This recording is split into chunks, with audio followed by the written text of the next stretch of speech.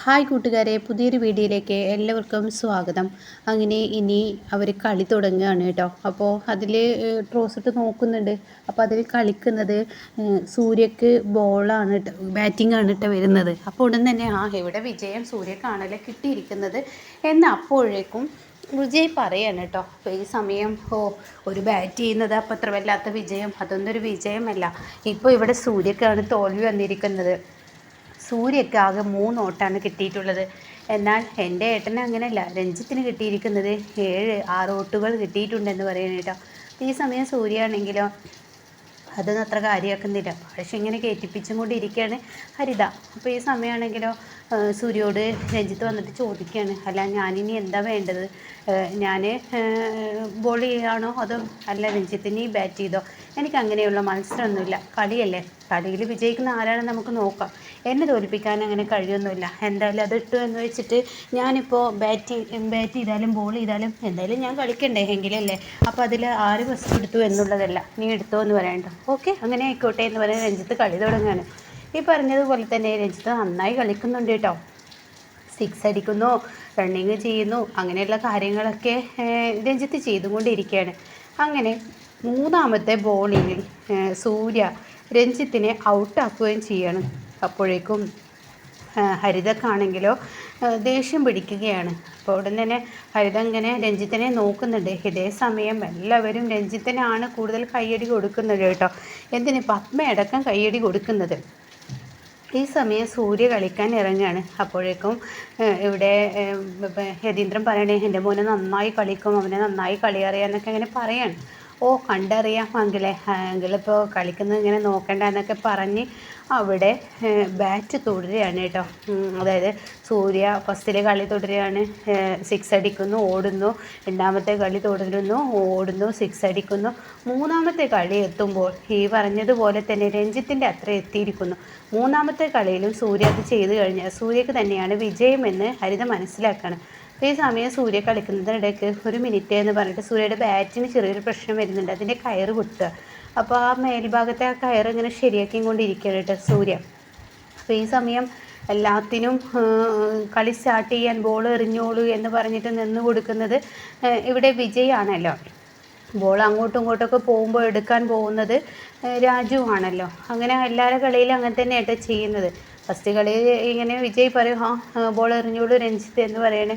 അങ്ങനെ രഞ്ജിത്ത് എറിയും. അപ്പോൾ ഇതേ സമയം വിജയ് ആണെങ്കിലോ ഈ ബാറ്റ് ശരിയാക്കുന്ന സമയത്ത് വിജയ് തൻ്റെ കൈ ഇങ്ങനെ ഷർട്ട് ഇങ്ങനെ ശരിയാക്കിക്കൊണ്ടിരിക്കുകയാണ് കേട്ടോ. അപ്പോൾ കൈ ഇങ്ങനെ പെട്ടെന്ന് നിർത്തി പിടിക്കുകയാണ്. ഇതേ സമയം ഹരിത ഇതെല്ലാം കണ്ടു നിൽക്കണം. അപ്പോൾ രഞ്ജിത്തിനോട് ഹരിത പറയാണ്, അതെ ഞാനൊരു കാര്യം പറയട്ടെ, നീ അതുപോലെ ചെയ്യെന്ന് പറയണം. അപ്പോൾ എന്തെന്ന് ചോദിക്കുന്നുണ്ട്. സമയം പറയണേ, ഞാനൊരു കാര്യം പറയാം, നീ ഈ സമയം കൊണ്ട് ബോൾ ചെയ്തോ, അപ്പോൾ അവനെ ഔട്ടാക്കാൻ കഴിയും, കറക്റ്റ് ഔട്ടായിക്കോളും അവനെന്ന് പറയാൻ കേട്ടോ. അപ്പോൾ കണ്ടിട്ട് കാണിച്ചിട്ടാണ് ഇത് പറയുന്നത്.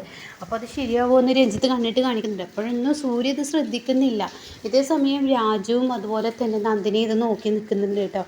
അപ്പോൾ യതീന്ദ്രനാണെങ്കിലോ അവരെല്ലാവരും ഈ ഒരു ബാറ്റ് ശരിയാക്കില്ലേ. അപ്പോൾ അതിനിടയ്ക്ക് എപ്പോൾ ബോൾ എറിയുന്നതെന്ന് ആരും നോക്കുന്നില്ല. അപ്പോൾ ഇവരാണെങ്കിലോ കള്ളക്കളി കളിക്കുകയാണ്. സൂര്യ ഈ ബോൾ ഇങ്ങനെ ഈ ബാറ്റ് ഇങ്ങനെ ശരിയാക്കുന്ന സമയത്ത് വിജയ് ആണെങ്കിലോ ഇങ്ങനെ കൈ കാണിച്ചിട്ടാണല്ലോ കളി തുടരുന്നത്, ബോൾ എറിയാൻ പറയുന്നത്.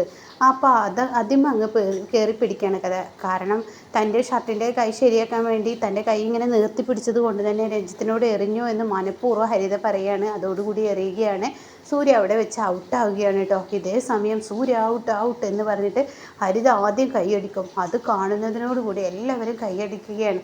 അപ്പോൾ ഇവിടെ ഹരിത പറയണേ, നീ എന്ത് കളിക്കാരനാണെന്നാണ് പറഞ്ഞത്, 3ാമത്തെ ബാറ്റ് ആകുമ്പോഴത്തേക്കും നീ പോയില്ലേ എന്നൊക്കെ ഇങ്ങനെ പറയും. അപ്പോൾ സൂര്യ പറയണേ, ഇത് കളിച്ചത് കള്ളക്കളിയല്ലേ. അപ്പോൾ ഉടനെ തന്നെ വിജയോട് ചോദിക്കുകയാണ്, വിജയ് നിങ്ങൾ കൈ കാണിച്ചോ? അപ്പോഴേക്കും രഞ്ജിത്ത് പറയണേ, നിങ്ങൾ കൈ കാണിച്ചത് കൊണ്ടല്ലേ. അപ്പോൾ ഹരിത പറയണേ, കൈയല്ലേ വിജയ് കാണിച്ച്, അത് പിന്നെ ഞാൻ എൻ്റെ ഷർട്ട് എന്ന് പറയുമ്പോഴേക്കും രഞ്ജിത്തിനെ അവിടെ അടിച്ച് താഴ്ത്തുകയാണ് ഇന്ദ്രജ പറയാണ്, കൈ കാണിച്ചല്ലോ എന്ന് പറയണം. അപ്പോൾ വിജയ് ഞാൻ കൈ കാണിച്ചു എന്ന് പറയണം. അപ്പോഴേക്കും സൂര്യക്ക് ദേഷ്യം പിടിക്കുകയാണ്. കള്ളക്കളി കളിച്ചിട്ട് ആർക്കും വിജയിക്കാൻ കഴിയും, അങ്ങനെ ഒരു കള്ളക്കളി കളിക്കരുത് രഞ്ജിത്ത്.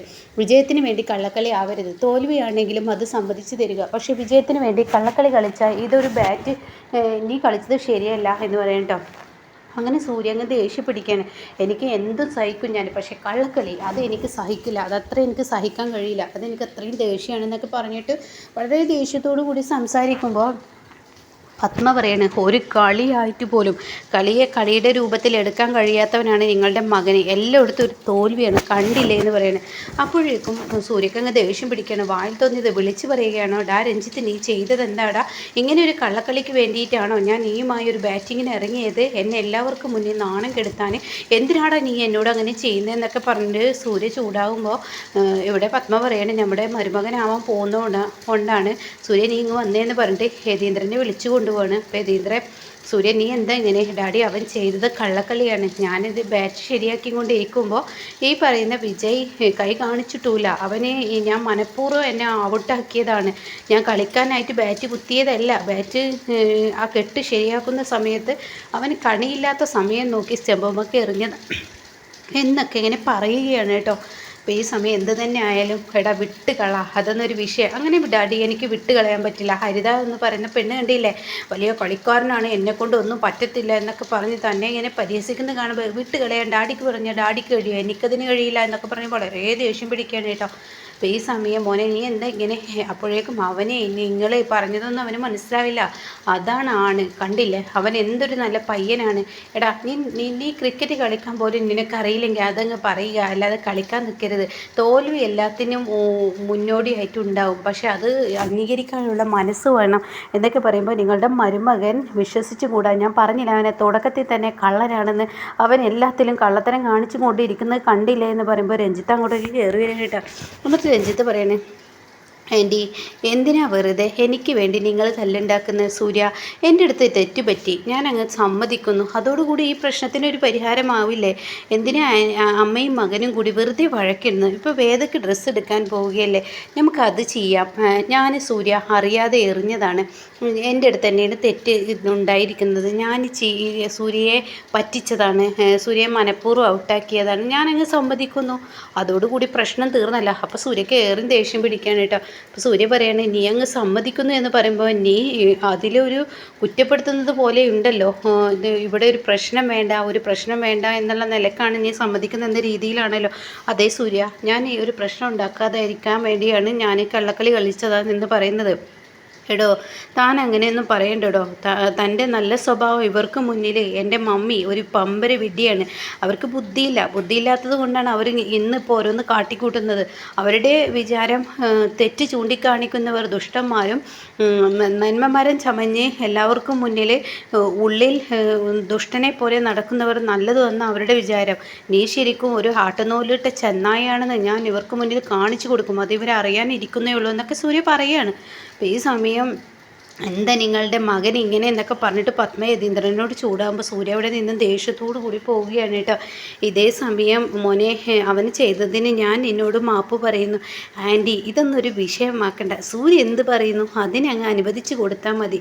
അപ്പോഴേക്കും സൂര്യ അത് രഞ്ജിത്ത് അത് പത്മയോട് പറയുമ്പോൾ രഞ്ജിത്ത് അവിടെ നിന്ന് പോവുകയും ചെയ്തല്ലോ. ഇതേ സമയം യതീന്ദ്രനോട് പറയുകയാണ്, നിങ്ങളുടെ മകനൊക്കെ എന്ത് മകനാണ്, അത് കണ്ട് പഠിക്കുക, അവൻ്റെ ഒരു സൽസ്വഭാവം കണ്ടില്ല, എന്തൊരു ഗുണമാണ്, എങ്ങനെ വളർത്തിയതാ, എന്നിട്ട് നിങ്ങളുടെ മകന് അങ്ങനെ ഒരു ഗുണമുണ്ട്, അതൊക്കെയാണ് എന്നൊക്കെ ഇങ്ങനെ പറയുന്നു കേട്ടോ.